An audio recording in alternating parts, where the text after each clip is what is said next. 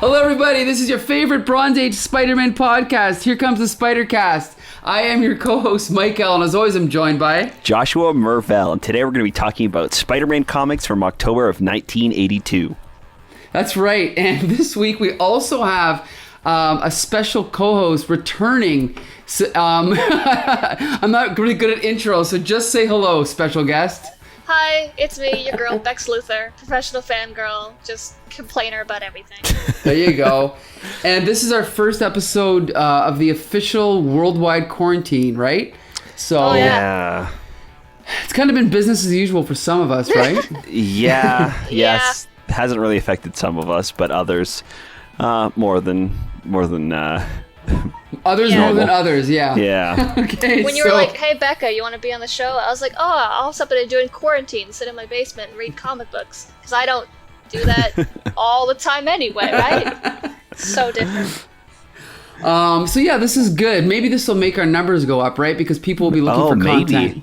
Yeah, but maybe just not. Just exploit the pandemic. There you go. Wonderful. Okay, so yes. So this week we're going to start off with a review of Amazing Spider-Man 233 with the return of the Tarantula. And I'm just going to sum this up quickly. This is written, as usual, by Roger Stern, drawn by John Romita Jr., inked by Jim Mooney. And just to summarize it quickly, basically the story is called Where the Bleep is Nose Norton. Right. And it's kind of picking up the story of Marla and Ned Leeds tracking down or working with this informant in the underworld. And now that he's been found out, everybody in town is looking for him. And in the midst of all that, the Tarantula comes back. And that's pretty much the gist of the story. We can talk about it more later. But let's start with you, Becca. What was your impression of this story? It was okay. I mean, sometimes I'm just like, I always wonder how you pick the ones that you pick. Because for this one, it was just like a random issue in a series that I haven't been reading and probably wouldn't continue reading after this one. So it was, I'm not very interested in the story. I'm like... Well, if you want me to explain, we review 1 month's worth of Spidey comics every week. So... if you were to come back to us in 8 weeks, we'd be 8 months ahead in Spider-Man. So that's pretty much it. It's all arbitrary. Okay. Yeah.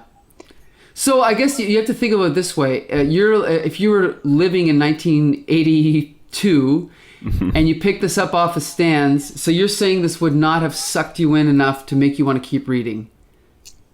Probably not. I mean... Really? It seemed... I don't know.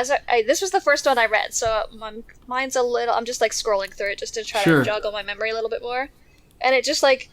It felt like it wasn't a lot going on, but there was a lot of talking about what wasn't really going on. I don't know. It was a little bit of a slower... Like, if I was following Spider-Man comics and reading them as they came out, I'd probably be like, yeah, cool, can't wait for next week. But just reading it on its own... I just didn't have a whole lot of interest in it. I was like, okay, so Spider-Man, this old guy, Tarantula, cool, and he's dead. Cool. Like, well, I'll just say quickly, without getting into too much detail, what I did like about it was that it kind of continues this underworld storyline especially around this time. Like, Spider-Man isn't always like this, but I do like when they mix in the actual criminal underworld into Spider-Man rather than just the supervillains. And so I like that element of realism. And there's another thing I really liked in this issue is that some of the simple things that Spider-Man tries to do, he's not able to do as easily as he wants to, like, changing back into Spider-Man on the roof and then trying to get into the building and the door's locked. So he's got to take the elevator, but there's people around. And just little tiny details like that, I think, make this issue, like, to me, this is, me and Josh are reading Amazing Spider-Man every week, and this is yet another good chapter. What did you think, Josh? Yeah, I thought it was pretty good. I think that those small moments that you were talking about make it feel like a Spider-Man story, but otherwise, it feels kind of... different. Like, it has more of like a mystery element and like a detective feel to it, like maybe even closer to like a Daredevil or a Batman comic. Sure. Where he is very street level, and it's more with like the gangs and the mafia and kind of getting tips and figuring out where to go to meet people. And I thought it was I thought overall it was pretty good though. Well, I mean, it's one thing, to move from the typical superhero stuff into like the underworld, but what they also do is they bring in an international supervillain, right? Right. Which I don't know much about Tarantula, but I've always been a fan of the costume design and the character. One thing I didn't like in this issue was it's almost like they were purposely making him out. I think it's almost like Roger Stern was getting back at an older previous writer. I'm not sure if it was Marv Wolfman or Len Wein, but Spider-Man actually comments. He's like, yeah, I can't believe that, you so easily defeated me last time. I must have been having a bad day. So obviously, it's kind of, I think it's Roger Stern's way of saying, yeah, when those other guys were writing you, they made you way too powerful. So I didn't like that. But Becca, what is your overall impression of the Tarantula character? It's just kind of a funny guy. Like, he's basically just human, I'm assuming, right? I don't know really too much about the character.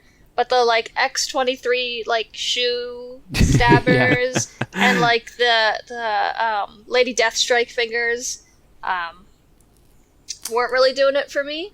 I didn't feel like, as he was talking about how, I don't know how you so easily defeated me before, it was just, like, it never felt like there was anything, like, no danger, no, like, suspense, at least for me, because I'm not reading the previous comics, so I don't really have this attachment to the other characters besides Spider-Man. Right. Yeah. I also think that the whole fight and build up to it was kind of weak anyways. Like, we don't really get much build up of Tarantula, and then when he does show up, they kind of throw a couple of punches at each other, and then he gets thrown into a barge with trash on it, and then that's it. We don't see him again. Like, yeah, he's just kind of gone for the rest of the story. Well, I mean, not that it lasts much longer than that, but the thing is it's, to me, it's never a good idea to make your villain weak. I think the more threatening the villain is, the more suspense to the story is, the more you worry about the hero, right? Right. Mm-hmm. So, I mean, even looking at the cover, ideally your cover would be Tarantula looking really scary, so that you're thinking, I can't wait to read the story and find out, if Spider-Man gets defeated or whatever. Mm-hmm. But right on the cover, he's jumping down on Spider-Man, and Spider-Man's knocking him out of the way, Yeah, so exactly. It's not even really, to be honest, it's not a great idea it's basically not even a cover. It's like 2 panels of a story. Right. I don't know. So, I don't know. I mean, that part I'll definitely agree was weakly executed, but I really like the simple idea of just everybody in town tracking down this one guy. I think that's a great idea. There's obviously going to be more coming after this, right. But so yeah, I did definitely like the story. Now let's talk about the art. I'm a huge fan of John Romita Jr. I know you are, Josh. So yeah. Becca, what was your impression of the art this issue? Oh yeah, that's my favorite thing about it. Like, while I didn't feel the suspense in the fight with Spider-Man and the Tarantula, I really liked how it was drawn. Mm-hmm. Like, it conveys really, and it's not over. Like, the panels aren't crowded. There's not a whole lot going on in them, but it conveys the action so easily. Like, the way that Spider-Man moves so quickly with, like, just a couple strokes, like a couple lines, you could see that he's, like, so much faster than everyone else and things like that. Just the little things. But I really like the art. I really like the solid color panels, like, without too much in the background. Right. I like that kind of uncluttered comic book. So, like, when they're in the offices, you can see there's a little bit of a background and stuff like that, but most of the time it is just, like, the blue sky or just, like, the purple walls as the background. So right, I found that to be easier to read than some older comics where it's so much jumbled into one panel, because these older comics do have a lot more dialogue than, like, modern ones, so they also have to fit all that dialogue into, or, like, the internal dialogue at least, into the panel, so sometimes it can get a little muddy. Right. And then I'm reading them off of scans, so that's another whole thing, too, is if it's too much and too muddy and it's a scan of an old comic, then it's just really hard to read. But no, I really appreciated the art. This one, the placement of the bubbles and everything, it was well thought out. Yes, very. And the thing is, obviously I've spoken to a lot of current artists in the industry, And not only do I find most modern art far too detailed, but as we all know, modern artists have a harder time keeping up with deadlines. And so I think this type of art serves two purposes. It tells the story clearly, and it also gets the job done on time, right?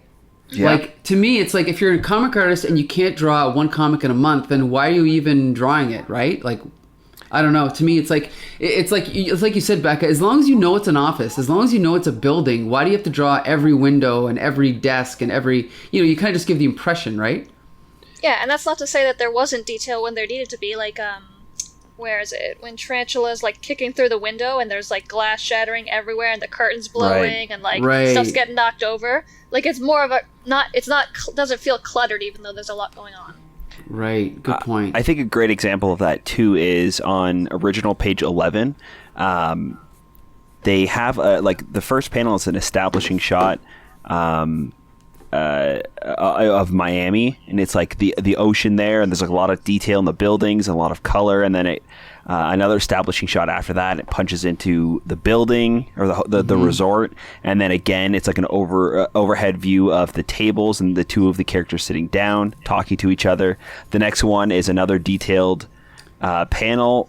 We see kind of close up what's going on, and then after that it's the simple backgrounds. There's nothing else besides the characters, because that's all that's important. We're told what's going on, where they are, and then after that it's only what's important, and they focus on the two characters talking to each other and what's going on there. It's not muddied down by anything else. They don't have to he doesn't have to constantly like draw in the background and like take our focus away from what's important in the dialogue that's happening. Right, because once you see those palm trees and the water, you know where they are. You get it, and you just fill it in with your imagination, right? You don't think that they're magically transported into this like purple room. Yeah, why are they in a white room? Yeah. Exactly. So overall, here's the thing. I will admit one thing. I had this comic as a kid, and I did sell it. So I will give 1 point to Becca for in saying that maybe it didn't pull me in as a kid enough to make me want to keep it, but reading it now, I certainly think it's a good chapter in the ongoing Amazing Spider-Man series, and I would definitely recommend it, and I would read it again. Right. What do you think, Becca? If you like Spider-Man stories, like especially as he's not like a kid in this one, but he's also not like super like old. Like, I'm not a big fan of when Peter Parker is way too old. Like, he's still like a college Professor student, and he's Parker. Yeah, that's not really my favorite kind of Peter Parker. I like when he's college age is a good, like, late high school, early college is a good age, because he's still naive, but a little more, at least an adult in the technical sense. Right. So I'm still a fan of this kind of stuff, and the artwork itself is really beautiful. So I would, if you're interested in this kind of Spider-Man arc, I know it's not really, like, I'm definitely more of the superhero, like, end of the world kind of stuff. But if you're into that more like slower paced crime kind of things, like the day-to-day life of Peter Parker and what he's doing when he's not, taking Thanos' gauntlet and stuff like that, like it was definitely interesting, but it was just not my kind of thing. Gotcha. Josh, what do you think? Yeah, it makes sense. I agree with Becca. I think that I really like this issue, but it might be because I've been following this story for so long. So I would recommend it in the fact that I really liked it, and I think that other people who enjoy these types of stories would really like it. And maybe me recommending it would like get you to read this and then want to know what's going on and start from the beginning of this whole thing. Sure. So I would recommend it, but again, with that caveat of like, you might have some things kind of missing, or maybe it'll push you to go back and read the whole thing. And it's definitely not your typical Spider-Man story, but I enjoyed it. Right, and me too. Would recommend, yeah. All right, so that brings us to a rather unusual issue of Marvel Team Up. Josh, would you like to take it from here? Sure. Hold on, let me just... here we go, okay. Sure. So we have Spider-Man teaming up with Man-Thing in this issue. And that's the one we're on. Right. Yes. So we start off with Man-Thing in the swamps of Florida, and a portal's opened up, and his name is Ian Fate. I don't know why I remembered his first name and not his Fate. The story's called The Simple Twist of Fate. Right. Yeah. Thank you. So he runs into Man-Thing, and they kind of are having a conversation, and he really connects with Man-Thing, and Man-Thing connects with him. So they kind of have this bond over their past and what's happened to them, and they're teleported to New York, and we catch up with Peter Parker, and he's taking some pictures of some elderly people and how sad they are in nursing homes, kind of alone, and we see Fate and Man-Thing head to the Daily Bugle, where he runs into Peter Parker, and they kind of cause a commotion where Ian wants Jameson to run a story, and he's not interested. I have no idea. Anyway. Yeah, a little bit not so sure about what's happening, but yeah, I'll just say this is one of those comics I had to reread. Like, I'd read a page and I'd go, what? And I'd go back and flip a page and I'd read it again. I'm like, I think I know what's going on, but if I can summarize, he is trying to convince J. Jonah Jameson to not publish news and to publish where is it here? I have no idea. Becca, can you help? he doesn't like all the killing and hurting, and the newspaper is kind of like lending to that, and he thinks that Man-Thing would help him both, I think, intimidate Jonah, but then because Man-Thing can kind of feel emotion extremely well and fear, he can kind of use that to his advantage. And once Man-Thing is revealed, it kind of causes chaos at the Bugle, and Fate kind of freezes everybody, and that's when Spider-Man jumps in to kind of save the day. He has a bit of a battle with Man-Thing, and Man-Thing looks like he's about to die after he's thrown off of a building, and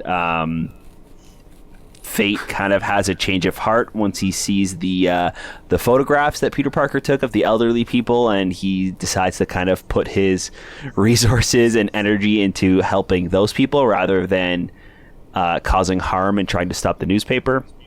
And that's really kind of where it ends. I think Fate brings Man-Thing back to the swamps after he's like almost dead, and to heal him up, and that's kind of where we end the story. It's really bizarre. I don't know. Yes. It's just kind of like Man-Thing's bad day. Like, yeah, really. He gets taken from home and has to like punch dudes and then almost dies. Yeah. Well, we should also quickly explain for those that don't know, Man-Thing is Marvel's version of Swamp Thing. Right. But he technically was created a few months earlier, which we talked about on the show. And actually, no, we didn't. We talked about it on Flea Market Fantasy, but hilariously enough, Man-Thing was created by Marvel, and then 2 months later, DC came up with Swamp Thing. And the guy who created Swamp Thing was the roommate of the guy that created Man-Thing. Okay? Oh, God. But it was just a coincidence. Really? But we'll just leave it at that, yeah. They were absolutely betting on who could get their thing to get published first, right? Right. So Man-Thing, he is like Swamp Thing. However, he can't speak. He can't really think. And he's kind of like a monster. And his power is that he can sense fear, and anyone that experiences fear, he burns them. Right. And unfortunately, I've read many Man-Thing comics wanting to like them, but I just cannot get into this character. He's really cool looking, and it's a cool idea for a hero, I guess, or like a character. But I feel like he would work better in a story like this, where he's not the main character. Like, I don't see where the stories could go if he's the main character. Like, they would have to introduce somebody. Maybe you can tell us a little bit more about him in those comics. But I'll only say that there's a big supporting cast, and they're there for a reason, right? Yeah. Because he can't talk, and so again, it's just to me, it's not the type of comic I want to read. There's some great writing in there, but what do you follow? You can't follow a guy like this. I don't think so. That's also why I never really got into reading the Hulk either. Yes, I feel like he's a really great supporting characters with other heroes or other characters, but like if we're just following Hulk leaping from city to city, talking like a caveman, it kind of gets old. Right. But like if you give him a parade, yeah, maybe there needs to be a Man-Thing parade, and then maybe you'd like him more. Maybe Exactly, you know what, right. that might work. I don't know. I think Man-Thing just makes me wish I was reading Swamp Thing, and like maybe Swamp Thing came after, but I mean he did it better. So go roommate. Yep, I agree with you on that. Okay, so I think one of the trends of any story by J.M. DeMatteis, although he has been getting much better lately in his comics, he sometimes tends to bite off more than he can chew. And I think he thinks big thematically, but it's kind of like, this is a great idea, but all three of us had a hard time following what was going on, and we're not even sure what it was about or how it ended, so right. I don't know, not an enjoyable story, definitely. What did you sorry, Becca. It was definitely more confusing than it was not. I get where they're coming from, and it's like the whole I understand the concepts that you're going for, but it's doesn't work. It seems like this Fate guy is being preachy about something, but I have no idea what it's about, so I can't sympathize with it. And then Man-Thing has no character besides what's told of him in this one, and then Spider-Man's also there, so right. Seemed like nothing went on, but a lot was going on. Yeah, Spider-Man really didn't have much role in this story. I feel like it could have been anybody plugged in to be this character that kind of comes in and battles Swamp Thing at the end, right? And then thank you, Man-Thing, and damages him and hurts him at the end, but so also, that way. Oh, sorry. Go ahead. I was pretty much finished. Just so Fate has a reason to kind of grab him and run away at the end. Yeah, I was just going to add on to that to be like, well, it doesn't even matter that it's Man-Thing either. It could have just been Fate. That's true. Making a monster, right? Well, and I think I've said this before. I believe that J.M. DeMatteis was writing Defenders before this. So what I'm thinking is he probably picked up both characters from Defenders and just brought them over here and just did a story with them and then shoved Spider-Man in, right? Yeah, he seems to do that a lot. Yep. And even J. Jonah Jameson's acting completely out of character, in my opinion. The way he's talking to Ian Fate, about when they're kind of arguing about stuff. I'm like, this is not J. Jonah Jameson at all. Yeah, even when he's walking away and he pretends to be the copy boy, he would just yell at whoever it was and walk away. It just seemed off. Right. I don't know. Okay, let's talk about the art quickly. Josh and I are big fans of Kerry Gammill, who's taken over from Herb Trimpe. Becca, what's your impression of the art? It's very different from the one we just watched. It's kind of the opposite as far as older comics go, where there's a lot of stuff going on versus not a lot going on. But I don't think it's murky or anything like that. It seems to still work, and when you add that fantastical element where you have somebody who has magic or whatever Fate has, and then Man-Thing himself is just a busy character, it makes it so that when your panels are a little bit busier, it doesn't feel out of place. Yeah. Right. And then there's still a lot of solid colors that signify important things, and the bubble placement is still a lot better than anything you'll read today. Right. Which is so bad because I love modern comics, but it just feels like they just put the bubbles where they fit instead of where they would flow. Whereas with these ones, it's you don't even as long as you're following, you can follow the bubbles so easy. You don't have to be like, oh, that doesn't make sense, and then reread it a different way. There's a really great way to put it. Is there where they fit, not where they flow. Yeah. Which go ahead, Becca. I was going to say. Go ahead, Becca. No, I'm done. Okay, I actually the first time I really noticed that was the very, very last issue of Sandman, by Neil Gaiman. Now, I love Neil Gaiman, I love Sandman, but I remember reading the very last issue and the very last page, and I remember the placement of the bubbles was so confusing, I did not know how to read them. And I'm sitting there going, man, if Sandman can be this confused, this is one of DC's most important comics, and they don't know how to place the bubbles properly, Anyway, if anyone's got that issue, it's Sandman number 75. I'm not saying you couldn't figure it out, but you shouldn't have to figure it out. It should just be obvious, right? Right. But anyway. So, go ahead, Becca.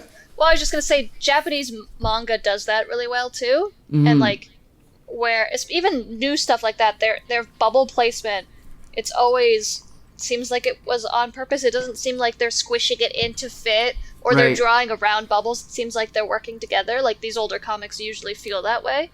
So I really appreciated that in this. Well, and there's that trend, like especially in the 90s, where you started getting like Alex Ross and other people painting comics, and you'd get these beautiful, realistic, photorealistic comics with these white bubbles stuck on top, right? Right. And that's kind of what the era we're in now, where so many artists are just, it seems like they're photoshopping photographs and just drawing in this hyper-realistic style that the bubbles don't seem to fit. Whereas back in the 80s here, it seemed like it was all part of one big design. So the art and the bubble all fit together, right? And so when you were adding in the bubbles, it was just another part of the composition of the image, right? Yeah. That completely makes sense. Yeah. So if you even look on like, it looks like comic page 4, I think is the 4, and it's like a full page panel, and like everything is meticulously put somewhere. It like flows really well. Like you don't have to. You can sit back and look at the whole image, but if you just follow the bubbles, you follow the whole story real easy. Yeah, you don't even have to think about where your eye, like where you should be going next, because the flow of the page leads your eye throughout the entire thing. Right. Like it's a big Z, right? Your eye is automatically starts at the top, obviously, and then it just leads from one bubble to the next, and even the panels that are placed on top of this like big splash page behind everything, telling the backstory, it leads you through that entire thing. Like it just works so well. And what's funny is that obviously comic books don't get that much respect, and they certainly got less respect back in these days. But I saw Scott McCloud, the guy who wrote Understanding Comics. I saw him do like a little lecture at Michigan or University of Michigan, and it's funny because you don't realize how important like graphic design is until you see it done badly. And he gave all these examples of like instructions on a wall, in case of a fire, and they instead of putting the words, they would draw like a mini comic strip showing you what to do. Okay. And it's exactly what we're talking about, where it's like, okay, so we want, according to me looking at this sign is telling me to run down the stairs, into the fire, get into an elevator, because they place all the images in the wrong order.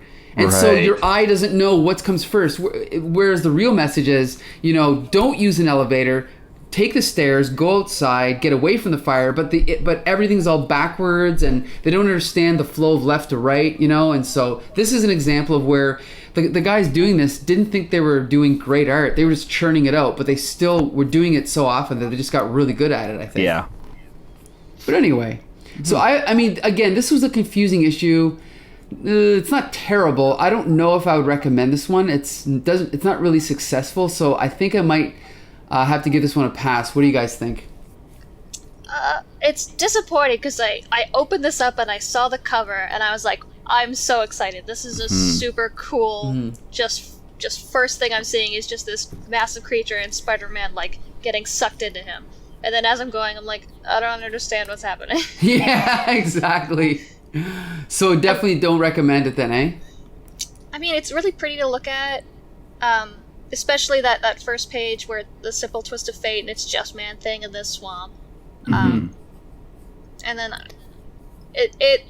I think it goes downhill. Like, it's hard to explain, but as I'm like just quickly going through here, as soon as we get to Peter talking about these old people that he's taking pictures of, I go, what is happening now? Like, what are you trying to shove in my face? Like, we went from, I understand you, you understand me, to like, okay, now we're talking about the elderly. And I don't even think it was that good of a payoff, right? Because at the end, he doesn't go to help the elderly. Like, there's no connection there. He ends up taking Man-Thing back to the swamp at the end, right? So like, I guess it helps him decide that he didn't want to like wreak havoc anymore and leave, but But is that what he wanted to do? Yeah, like wouldn't it make more sense that he realized that by bringing Man-Thing and confronting Jameson like this, he was the one causing chaos? Like looking at his friend that he just made, like half dead on the ground, like, oh my God, what have I done? I'm the one who's causing all of this, right? Like that's something, right? That's some sort of connection. That's like that like follows the story from beginning to end. This like elderly photograph thing feels like it was just shoved in because they're like, shit, we need to figure out some reason for him to realize he's making a mistake. Like it just didn't mesh with me. I think maybe that's why it was so confusing. Yeah, it had good elements, but they just don't all jive, right? Right. So yeah, so kind of a miss. Definitely some good things about it, but not a great issue of Marvel Team Up. And there's some great panels in it too. There's some really great stuff. Like on Original 5, when Fate is leading Man-Thing to the portal, they're walking through the swamp, and the last 3 panels are like one image, but the panels are like cutting the image in 3s, so we can see them like walking on the land and then walking through the water, and then the last one is like the portal closing. It's really great. And I just want to also shout out real quick, I love disguised Man-Thing. Like he looks like, God, that's I hilarious. love it. I it's so great. He looks like a Ninja Turtle, like and trying to like, go buy weird. pizza. Whatever. Yeah, it's great. I love it. So there is some great stuff in here, and if you like Man-Thing, I think that you might enjoy this because there's some really great stuff with Man-Thing. There's a couple of great panels too, like with a close up of his eyes, and you see the reflection of Fate in his eyes, and he's like in such pain. Yes, and it's just like these giant, like unblinking red blank eyes. It's so great. Yeah, so there's some really great stuff in here. But I think the story just kind of pushes it over the edge for me to not recommend, unfortunately. Right. And one thing, I think the split panel that you were talking about, the split image, I think that's a tribute to the Man-Thing comics of the 70s, because I think they did that kind of thing a lot. Okay. So that's probably what they were referencing when they did that. But, right. But anyway, okay, so now let's move on to Peter Parker, the Spectacular Spider-Man, number 71. This is definitely an unusual story. As you know, as we said last week, there was no supervillain to promote because it's not about a supervillain. It is a comic about guns and gun control. And sadly, this is 1982, but the issue is still, as relevant today as it was then. Basically, Spider-Man intercedes in a crime being committed, and there's some teenagers with guns that are breaking into a store, and then the owner of the shop comes out and he's got a gun, and so everybody's shooting at each other, and the owner of the store ends up shooting the teenager, and so Spider-Man brings him to the hospital. Then he goes back and he's talking to what's his name, Robbie Robertson, and then we kind of get a couple pages of, I mean, let's be clear, this is I don't want to call it propaganda, but I agree with everything Robbie Robertson's saying. So it's pretty much a big PSA in a comic, right? About guns, right? In the form of a story, yeah. So at times it does feel a little ham-fisted, and it feels like a script that was given to the comic writers to be like, okay, this is the things you need to talk about if you're going to talk about gun violence. So it was like, okay, let's hit this point and this point and this point and this point, which is fine. I don't think it lends itself well to the story, but I think that it definitely gets the message across that they're trying to talk about. Right. There's definitely moments where, like, I had genuine moments where, like, I was taken aback a little bit, particularly when we're like doing close-ups of Peter Parker upset after he couldn't save a kid from gun violence. Like there was some stuff that kind of had some weight to it, and I think that is because that's so prevalent today, with how much gun violence there is still. So yeah, for me, it's definitely a mixture of it works, but also at times it's like, really ham-fisted and like in your face about it. Right. Yeah, Okay, so Becca, go ahead. Yep. Everything works except for when the guy is just spouting gun statistics at you. Yeah. Right. Everything besides that, great PSA on gun violence. But when he's like, "Did you know that so and so many?" Like, okay, I get it.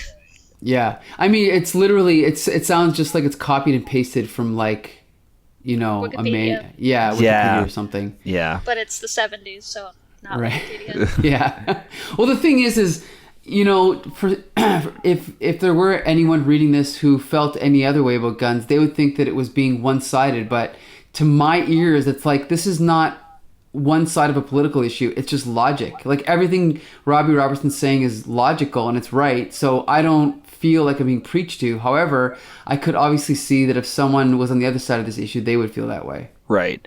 I think that they also have Lance Bannon here kind of on the other side, who's more like for guns. I don't think he's necessarily like super pro guns, but he definitely kind of brings up points from the other side. Yeah, he's playing devil's advocate. Right. Yeah. And they do have a bit of a discussion about it, and they do talk about what kind of works about the laws and what don't, and Robbie bringing up the facts again and kind of like talking about the statistics of things. And it's hard to say that they didn't lean into like the one side of things, but at least there was something, I guess. I don't know, maybe it was just more of like you have to have the other side of the coin so Robbie can spew these facts. But right. Yeah, so it's interesting that Peter's not really in that conversation too much.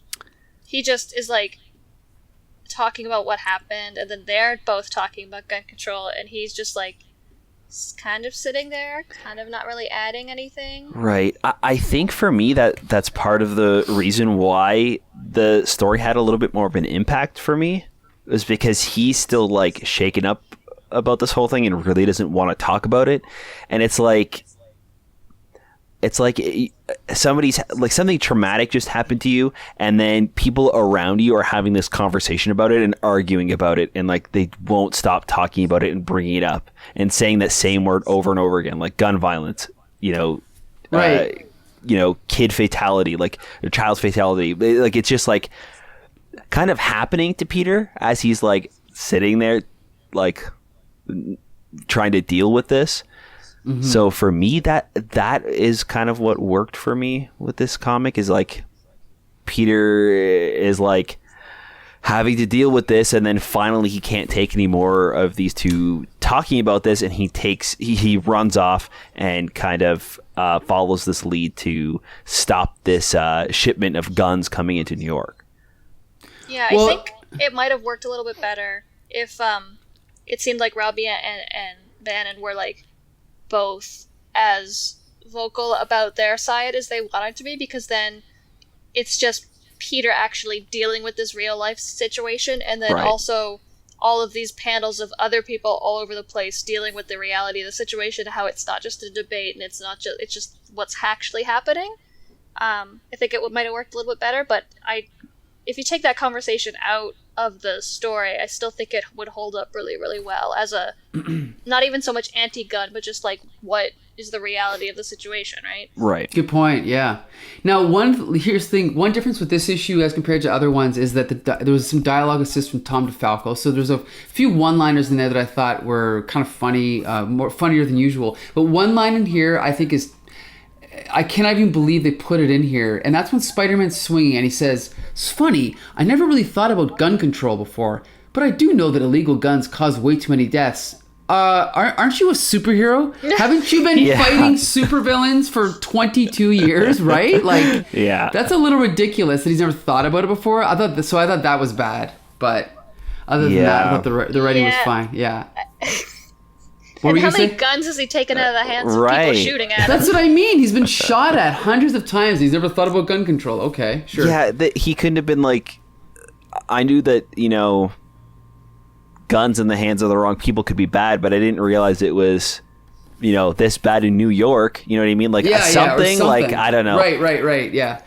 Now, anyway, so we'll talk more about the story a little bit later, but let's talk about this art, okay? So we have Rick Leonardi returning, who we've come across before in Spider-Man. He's best known for doing Cloak and Dagger, monthly series, and he did Spider-Man 2099, okay? I think this art is freaking amazing. Well, I can talk more in detail later, but Becca, what is your impression of this art?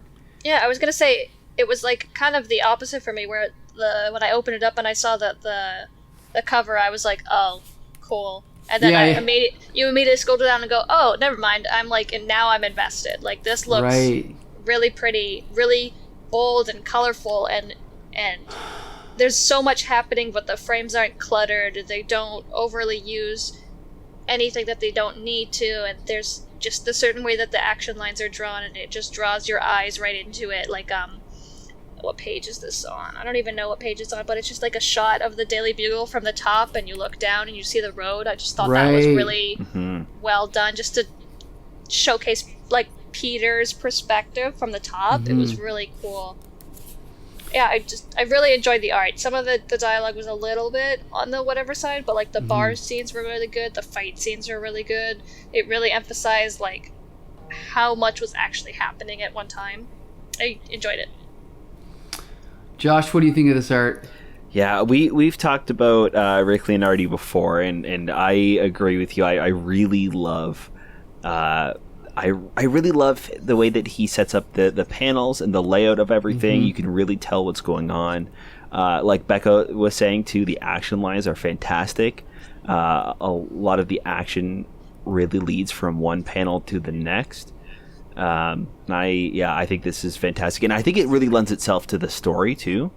Right. Like, he does have, like, it's very different from John Romita Jr., where it's more like his work is more like simplified and like to the point, and I think it works for the tone of Amazing Spider-Man, which is normally more like poppy and fun, where this is kind of taking on a little bit more of a serious tone and a little serious story, and I think that the style of the work, the artwork, really lends itself to that too, with how the detail is there, and it's not too detailed where it's taking you away, but like it makes it feel a little bit more real and gritty, and it's really great.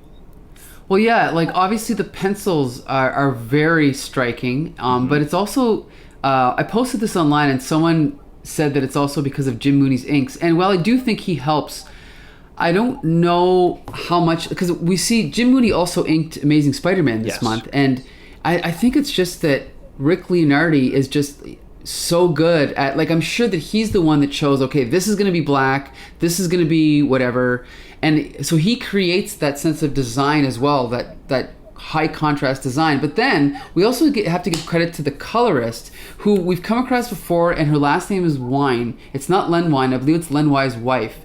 But the colors in this issue are amazing, because even if you just flip through the pages really fast like I am now, you can see every page there's a lot of high contrast black with yellow, right, or black with blue, and especially the scenes that are at night, it just creates that sense of like just that lighting, that dark, gritty, realistic feel. And it also, a lot of times he's using those colors to frame Spider-Man, right? Yeah, and it almost feels a little bit more neutral too. A lot of the colors, like they're not as bright. I don't know if maybe that's just because it's at nighttime. A lot of the panels here, but you know what else? Okay, let's. We're gonna confess here. We're reading these digitally. Yeah. The Amazing Spider-Man issue we read is clearly a modern recoloring, like a computer recoloring. This is a scan of the original comic, so I think that's maybe why the colors are. They've still got the old dots in them. That's probably what it is. That right? might be it. Yeah.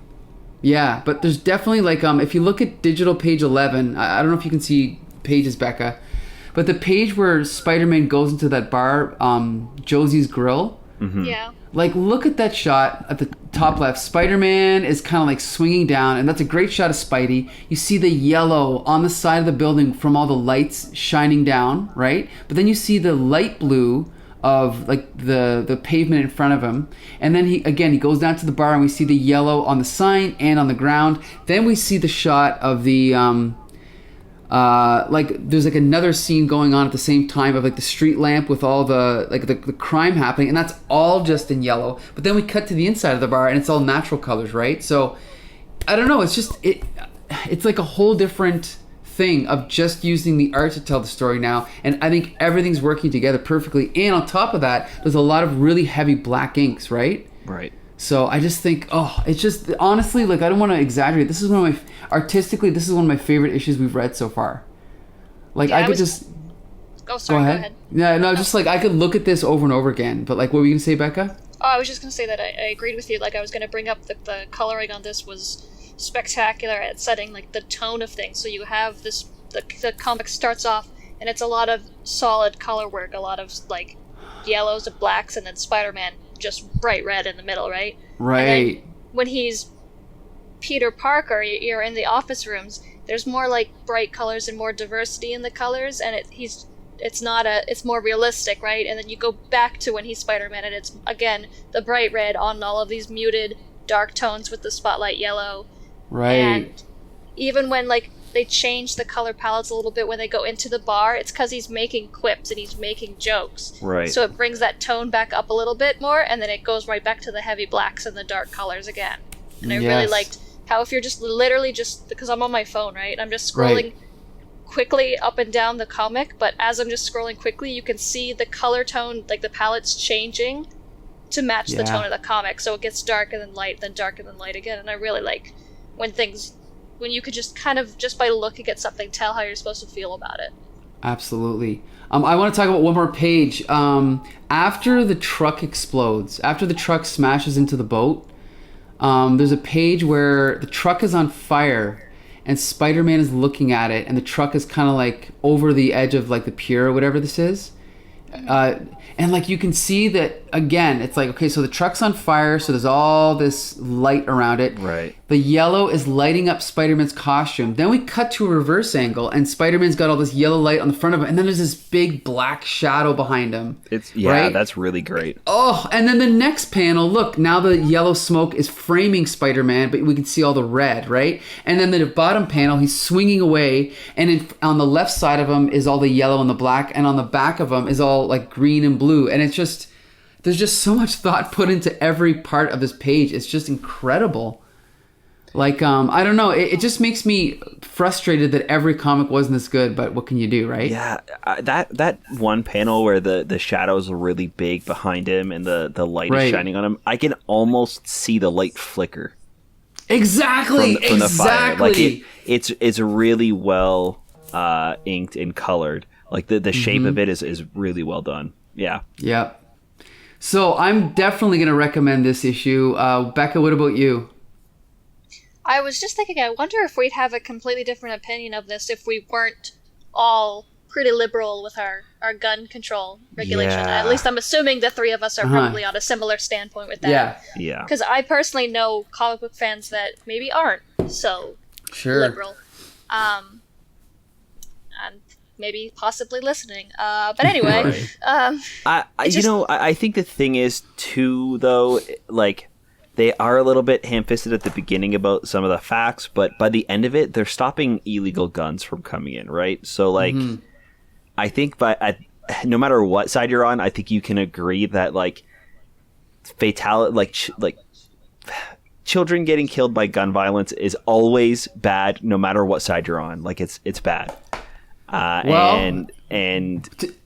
But there's still some people that have quoted, they've been said, your dead kids have nothing to do with my gun rights. So trust me, it's okay, but not that's everybody just cares. Psychopath at that point. Yeah. Oh my god. Mm-hmm. But anyway, so Josh, I get your point though. Yeah. Oh, we could talk about gun control all day. Yeah, I think that's a different podcast. Yeah, we'll start another one for that. Spider-Man and gun control.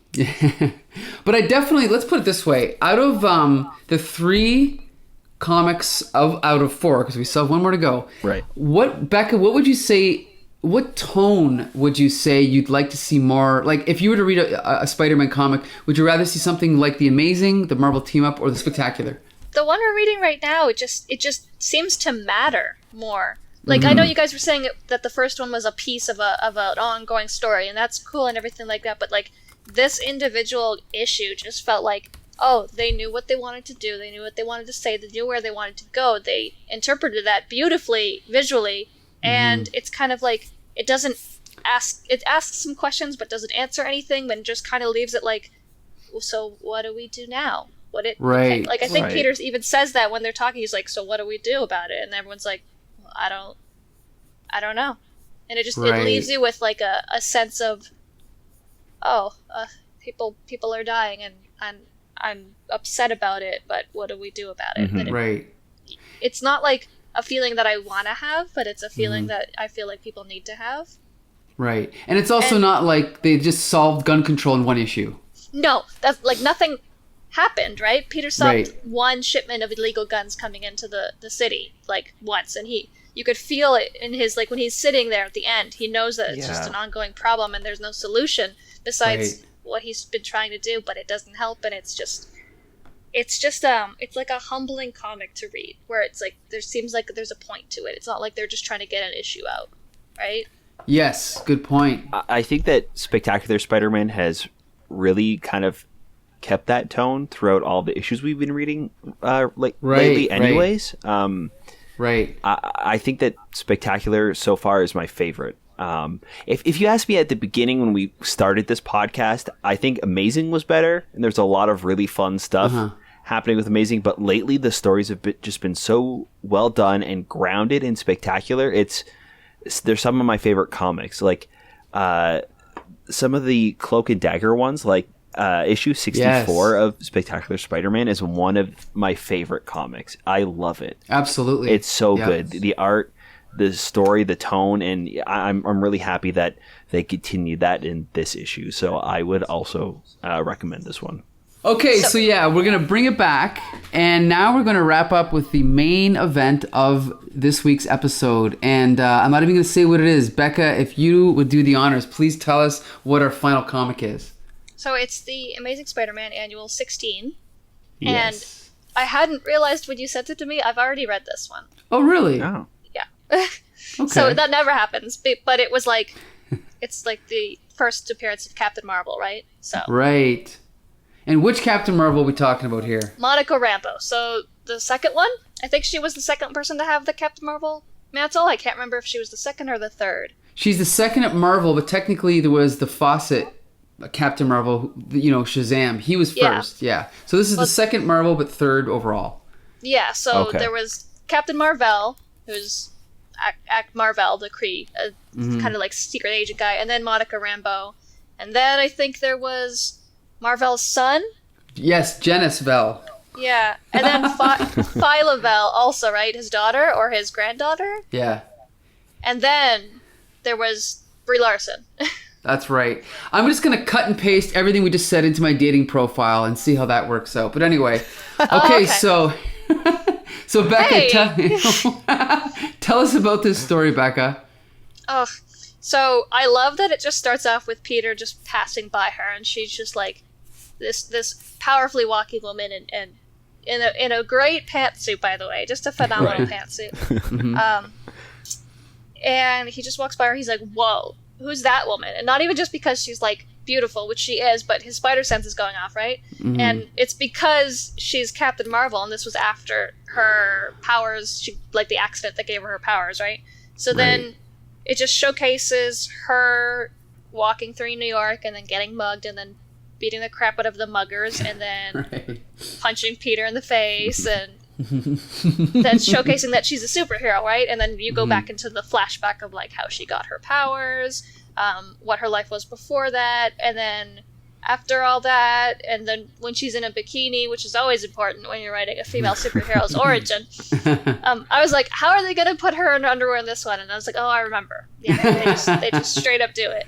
And then they showcase her origin and the ties to her grandfather and all that fun stuff, and then we go back to the present day where she's not having control of her powers and she's looking for people to help her, so that's why she's in New York. She was initially looking for the Fantastic Four, but they're not there for some reason, so she finds Tony Stark and he helps her out, and Peter is during this whole time thinking that she's a bad guy, but is just misunderstanding everything, right? Right.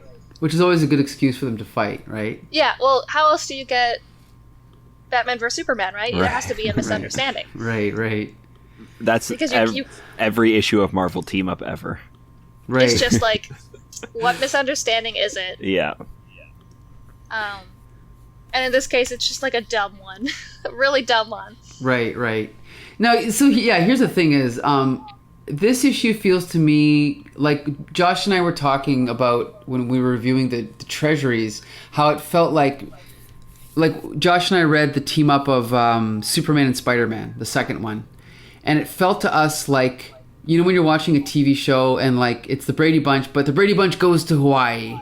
Or, you know, Seinfeld goes to LA. And it's like they got a little bit extra money, so they do things a little bit bigger. This felt a little bit like a pilot for a TV show where Spider-Man's in it, but it's not really about him, right? I guess in TV, this is called a backdoor pilot. Right. So it is a little bit awkward how they kind of shoehorn in Spider-Man into her origin. But once they get that out of the way, I really do enjoy this story. I thought it was really cool. What did you think, Becca? Did you like it? Yeah, like, as soon as she punches Peter in the face and says, "No, this is my story." Like, yeah. I mean, I really, really like Monica Rambeau as a character. I really think she's super cool. I think she goes by Photon now. I mean, I haven't read anything recently. Yeah, she's a couple names. She's gone by a bunch of different names because they make the joke that people keep taking the Captain Marvel name and stuff like that. They even, like, kind of make that joke in this one where they're like, Captain Marvel, and they're like, no association to the dead one. Right. Because so many characters go by that name. But I wish this was just her own origin comic. Right. Like, the Spider-Man part at the beginning can just get cut out. They could even keep her, like, trying to find someone to help her with her powers, like, going to, like, these other intelligent Avengers and stuff like that. They can keep that, that's fine. But the Spider-Man parts kind of takes you out of what should be a really cool superhero origin. I agree. Josh, what's your first impression of the story? Yeah, I was also a little taken aback at the beginning too when we kind of have Spider-Man or Peter Parker kind of interacting with her, and I'm like, where is this going? And then when it cuts to the backstory, I thought that it was going to be like a 1-page like recap of her backstory, like it normally is in comics, right? Like when we have a character that's not a regular, we recap their backstory in like 1 page and then we move on to the story. But yeah, we spend about half of the comic retelling that backstory, and I kind of wish that they had just stuck with telling her story. Yes. I guess it does kind of connect back at the end, which made me not dislike the beginning so much, because she ends up needing the other superheroes to kind of help her out and help her control this power that's kind of taking over and growing inside of her. She doesn't really know how to control. So I don't know. I kind of have mixed feelings of how the beginning of this issue started. But I really love her backstory. I think it's pretty fun, and I like seeing her kind of go on this adventure. And yeah. Well, okay, let's talk about the art, okay? So this is by the series regular John Romita Jr., the pencils are. But this is inked by John Romita Sr. Now, everyone here is familiar with John Romita Sr., right? Becca, are you? Yeah. Okay. He is the greatest Spider-Man artist of all time. He's one of the... Mike Dell, it's his favorite artist of the whole century. This art is excellent, but it's extra excellent because of the inks. Like, this art, in my opinion, is beautiful. Becca, what do you think? No, I definitely agree. I definitely love how detailed everything is. And I know that's kind of like counter to what I was saying earlier, but the fact that this is colored so... like softly, so that you can see everything that's happening, every little detail, every little action line, everything about the way that the characters are moving, everything about the way that Monica's costume is moving. You can see it move even though it's just a picture, right? Like, it's drawn in a way that makes you feel the character's power. I think that's important, especially when you're introducing a female superhero, and especially when you're introducing a female of color superhero in the 60s. Well, this is 80s, 82. 80s. Oh, is it 82? Yeah. Sorry. Yeah, no problem. But regardless. Yeah, I don't think that they really handled people of color back then as great as they should have either, especially judging by some of the past issues we've been reading where the only black characters are thugs or drug dealers. Right. So seeing this where they don't even really talk about her race is pretty refreshing. She's just a character. And I think that's great. Yeah, it's even interesting because when she's in like her police unit, her boss is a black man too. And that's like it's not like it's more about the fact that she's a woman that she didn't get the job, which is sure, whatever. Mm-hmm. But like I mean, I'm not gonna say it's amazing for its time. I'm not gonna say, oh wow, congrats guys, you put a black woman in a comic, right? Because she's still very pretty. She's still drawn with that the pouty lips and the long eyelashes and the legs up kind of view. But I do like how emotive she is. Right. Well, she's also... Oh, sorry, go ahead. No, go ahead. I was just going to say, one thing about her is she's not as petite as the average Marvel super heroine. Like, she's noticeably tall in this issue. Like, when she walks by Peter Parker, right? She's like Amazonian, which is, at least it's a little bit different than usual, right? Like, you can see when she's walking by the thugs, she's taller than all of them, so... It's slightly different than usual. She's just about as big as the Thing, too. Yeah, good point. Right. So. Maybe she's a little bit bigger when she's like all like Captain Marvel's out, because like the Thing's kind of tall, right? He's supposed to be, I think. Yeah. Yeah. It kind of reminds me of like Pam Grier. Like Pam Grier is very tall for a woman, right? And maybe that's what they're thinking of when they designed this character. I don't know, but it's funny because you mentioned Becca. They still fall into a lot of the tropes of the day. We see her, not only do we see her in a bathing suit, but when she changes into her costume for the first time, there's like the shots of her putting her pants on, but we see like the bathing suit underwear. coming. Yeah, like her underwear. Yeah. It's like so you're right. It's still definitely falling to the tropes of the day for sure. And like I get. Go ahead. That it's part. Sorry, I get that it's part of the storyline that she's using like her body to get on the boat, but it's still like, all right, I've seen this before. Okay. Yeah. And then part of me also like the very like the most like feminist empowered part of me is saying like, oh yeah, the reason why her face is so emotive and they're not afraid to make her angry is because she's a black woman, and that's the stereotype that people fall into, right? Is that because she's a black woman, she should be angry. Right. So right. part of me wants to go, oh, they don't just draw her like pretty and that, but then the other part of me is like, they also, it's like, I don't know. I don't trust the 80s. Yeah. Sure. They set up at the beginning too that she's a captain. So why couldn't she use like her military rank? No, she's not a captain. She's a lieutenant. Oh, sorry, a lieutenant, right? So, like, why couldn't she use that as like an excuse to kind of, I don't know, use that? Like, and I feel like they could have come up with many different ways for her to like stealth onto this ship instead of taking off her clothes and flirting. Right. Good point. Yeah, they do try to walk around that and say like she's got like an internal thing where she's like, oh, this isn't my jurisdiction. I'm like, well, it could be though. We don't know. It's comic book. Right. Just write it that way. Yeah. Now, okay. So here's the thing: is I've always been a big fan of Monica Rambeau.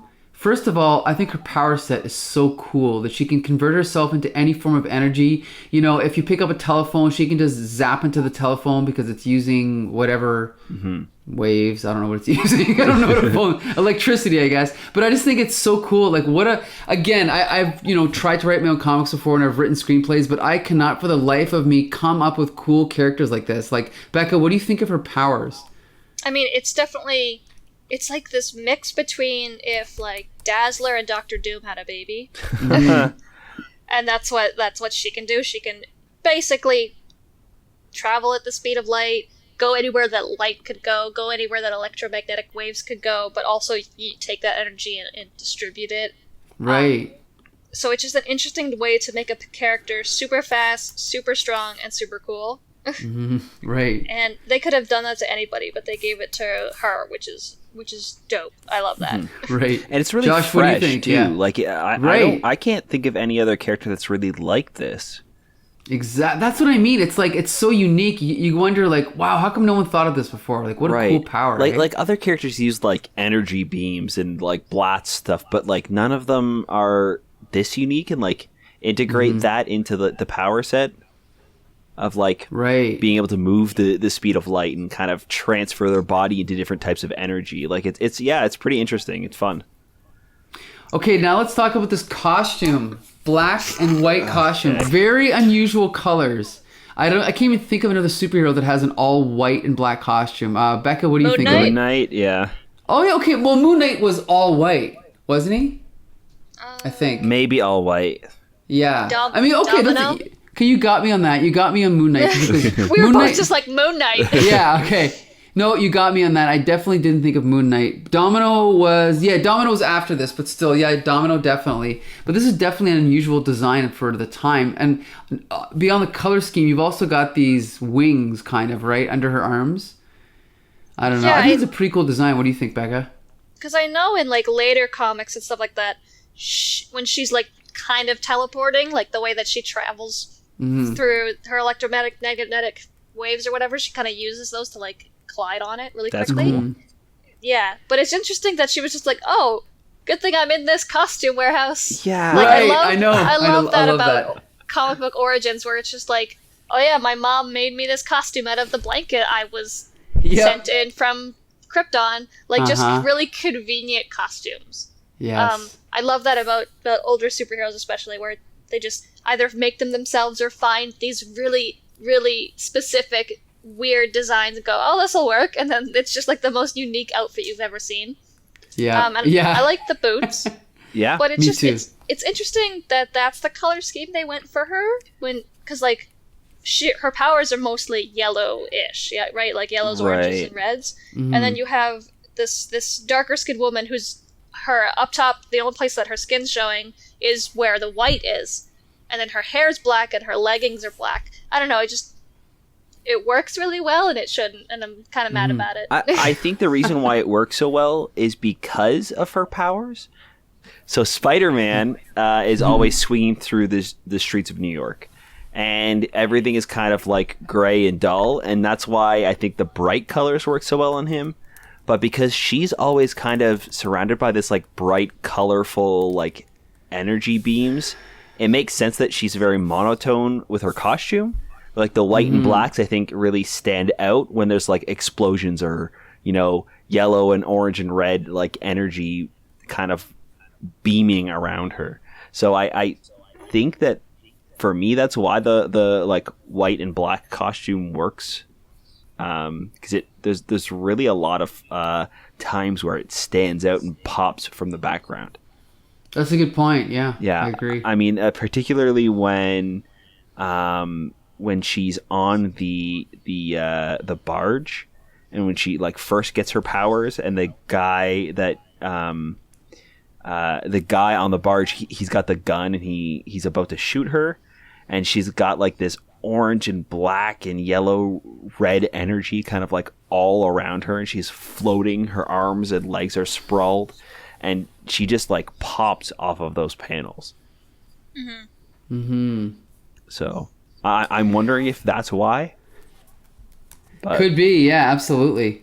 Well, the thing is this issue was written by Roger Stern, and then immediately after he created her, he put her in the Avengers, and so I've only read scattered issues from that run, but I'm very excited to read more of them. What about you, Becca?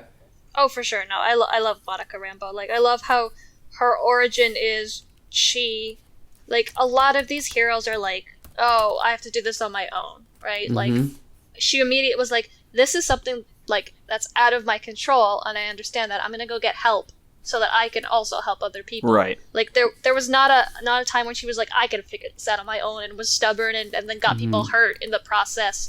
Like, so many other superhero origin stories where people die in the process. And yeah, they talk about her grandfather, who I'm assuming has passed away in the war, but it's not like that's not obviously her fault, and that's not a problem of her, and she's she knows her worth. She like quits the Force right away. She's like, all right, done with this then. I guess I'm a superhero now. That's what I was gonna say too. It's so great that she knows exactly what she wants, and she just goes in, she quits. Like, I've got these powers now. Peace. I'm a superhero. Like, I'm gonna go figure this out on my own. I know exactly what I want now, and like that is also like refreshing and new and fun. And I really liked her origin. Yes. Mm-hmm. So who knows? Maybe one day we'll read some of the follow-up issues, because there's definitely more good stories to come. I think she really blended well into the Avengers too, when she I mean, she became the leader of the Avengers, right? And unfortunately, basically, I don't want to get into it here, but Roger Stern clashed with the editor of the book, Mark Grenwald, and I've heard two different sides of the story, but basically Roger Stern quit because Mark Grenwald wanted to demote Captain Marvel and I think put Captain America back in charge, and Roger Stern refused. And so I don't know if he fired or he quit, but you can pretty much see that since the late 80s, Monica Rambeau is not... I mean, she's been around, but she's never been as big as she was in the 80s, unfortunately, right? So... But... hopefully that changes, because... Yes! Mm-hmm. For the movie, right? Well, she's supposedly in WandaVision. Yeah. Mm. Because as an adult, because now she's an adult, right? Oh, I forgot. Yeah, that's right. She's a child in the 90s, and it's 2023 or whatever in the MCU. Right. Mm-hmm. I can't remember. Was she in Endgame? No, she definitely wasn't. Okay. No. Monica and Maria, her mom, were not. Okay. Mm-hmm. Okay. But yeah, who knows? We'll definitely have to revisit this character in a couple years when she has her own movie, hopefully, right? Mm-hmm. So, yeah. So, who knows? That might be coming soon. But I would like to thank Bex Luther once again for joining us this week. Thank you, Becca. Yeah, thank you so much. No problem. Yeah, we'll definitely have you on again. That's right. So, because I definitely wasn't reading and talking about comic books on my own. Yeah, we'd definitely like to have you back on again anytime you're interested. So. Yeah, whenever there's female superheroes and it's an older comic, just let me know. Sweet. Either I pick it apart or I pick it apart. So. All right, cool. Deal then. We'll definitely have you back. Even the ones I really, really like this one. Yeah. That's what you're here for, right? So, yeah, so that wraps up this week's episode of Here Comes the Spider-Cast. Every week we review 1 month's worth of Spider-Man comics from the 1980s. And Josh, you can take it from here. Yeah, we want to hear from you guys. So we want you guys to leave us reviews on Spotify and iTunes. You can find us there at the Comic Book Syndicate. You can also find us on Facebook there and at Comic Syndicate on Twitter. We want to know what you guys think about the episodes, and we also want to know what you guys think about the issues that we're reading. So we want to keep that conversation going, so definitely contact us there. Awesome. All right, so once again, until next Monday, this has been Here Comes the Spider-Cast. All right, see you then.